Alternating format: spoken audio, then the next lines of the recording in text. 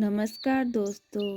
आज सुनेंगे चिड़िया की शिवरात्रि की कहानी। एक गांव था, उसमें एक चिड़िया भगवान शिव के मंदिर के बाहर पेड़ पर रहा करती थी। उस चिड़िया के 3 छोटे छोटे बच्चे थे।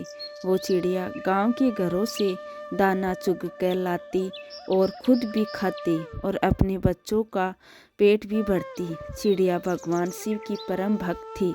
वो मन में भगवान भोलेनाथ और माता पार्वती को हमेशा याद करती और प्रणाम करती। उस गांव में एक सेठ सेठानी का घर था। सेठ सेठानी के कोई संतान न थी। सेठानी इस बात से परेशान होकर घर के पीछे बैठकर रोती रहती। चिड़िया उस सेठानी को जब भी देखती तो भगवान भोलेनाथ से उस सेठानी की गोद भरने के लिए प्रार्थना करती। सेठानी बहुत ही अच्छी विचारों वाली औरत थी और सेठ का भगवान पर कोई विश्वास नहीं था। सेठ ना ही कोई पूजा पाठ करता था, ना ही भागवत कथा सुनता और ना ही ब्राह्मणों की सेवा करता।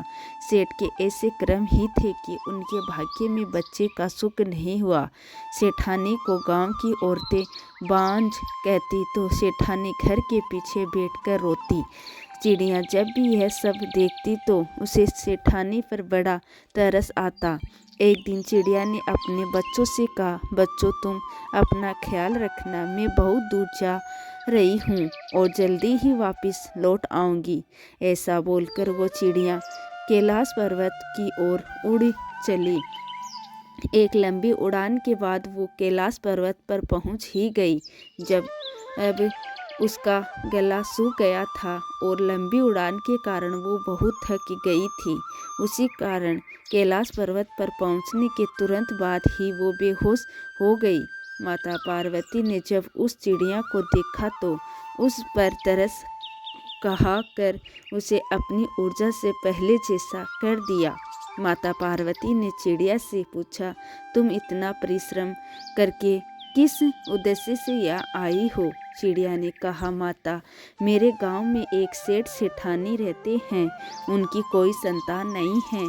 कृपा करके आप उन्हें पुत्र सुख दे दीजिए, क्योंकि बच्चे के लिए सेठानी जी बहुत रोती हैं। इस पर महादेव जी ने कहा, सेठ ना ही भागवत सुनता है, ना ही कोई ऐसा पुण्य कर्म करता है जिससे उसके भाग्य में पुत्र योग बन सके, इसलिए उसका कोई पुत्र नहीं हो सकता। पर चिड़िया के बार बार आग्रह करने पर माता ने शिव जी को मना ही लिया। फिर भगवान शंकर ने कहा, पुत्र तो हम दे देंगे, लेकिन सेठ अगर पुण्य कर्म नहीं करेगा तो उसका पुत्र मृत्यु को प्राप्त हो जाएगा। चिड़िया ने कहा, प्रभु आप सेठानी जी को पुत्र दे दीजिए। पुत्र प्राप्त होते ही वो पूजा पाठ करने लगेंगे। ऐसा कहकर चिड़िया खुश होकर वहाँ से चली गई। कुछ दिन बाद सेठानी को एक पुत्र हुआ। सेठानी यह देखकर बहुत खुश हुए। पुत्र होने के बाद भी सेठ जी बिल्कुल नहीं बदले, सेठ जी की तरह ही रहा करते। चिड़िया को सेठ के पुत्र की बहुत चिंता होने लगी। चिड़िया सोचती, बच्चे के लिए यह कोई पुण्य कर्म नहीं करता, कहीं इसका बच्चा मर न जाए। चिड़िया फिर से कैलाश पर्वत पर उड़ान भरकर कैलाश पर्वत पर पहुंची और माता पार्वती और भगवान शिव से निवेदन करने लगी कि हे सेठ जी को पुण्य करने के लिए कहें। पार्वती माता ने चिड़िया की भक्ति देखते हुए और उसे दूसरे की परवाह करते देख उन्हें बहुत प्रसन्नता हुई। माता पार्वती और भगवान शिव उस सेठ के घर एक ब्राह्मण और एक ब्राह्मणी बनकर गए और सेठ सेठानी के दरवाजे पर जाकर भोजन के लिए कहने लगे। सेठ ने पहले तो मना कर दिया, पर सेठानी बड़े ही मन और आदर से उनका आदर सत्कार करने लगी। सेठानी ने उन्हें बिठाया और भोजन कराया। घर के अंदर माता पार्वती और भगवान शिव के प्रवेश करते ही सेठ की बुद्धि ठीक हो गई और वो ब्राह्मणी से क्षमा मांगने लगा।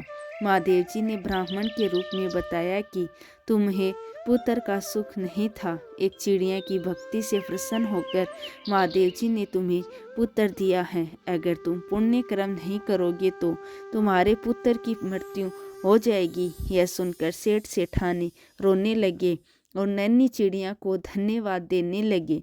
सेठ ने कहा, हमारे पुत्र के लिए एक चिड़िया भोलेनाथ से लड़कर हमारे भाग्य में पुत्र सुख दे सकती हैं, तो क्या हम अपने पुत्र की रक्षा के लिए पुण्य कर्म नहीं कर सकते हैं। सेठ जी ने इसे ब्राह्मणी से पूछा कि महादेव जी के प्रिय व्रत कौन से हैं जिनको मैं धारण करके महादेव जी को प्रसन्न कर सकूं। माता पार्वती ने बताया, महादेव जी का प्रिय व्रत महाशिवरात्रि है। जो भी मनुष्य महाशिवरात्रि का व्रत करता है और उस दिन पूरे विधि विधान से भगवान शिव की पूजा करता है, उस पर महादेव जी की कृपा बरसती है। सेठ सेठानी ने कहा, अब हम भी महाशिवरात्रि के दिन महाशिवरात्रि का व्रत रखेंगे और पूरे विधि विधान से पूजा करेंगे। महादेव जी और माता पार्वती वहाँ से चले गए और सेठ सेठानी धर्म कर्म और पाठ करने लगे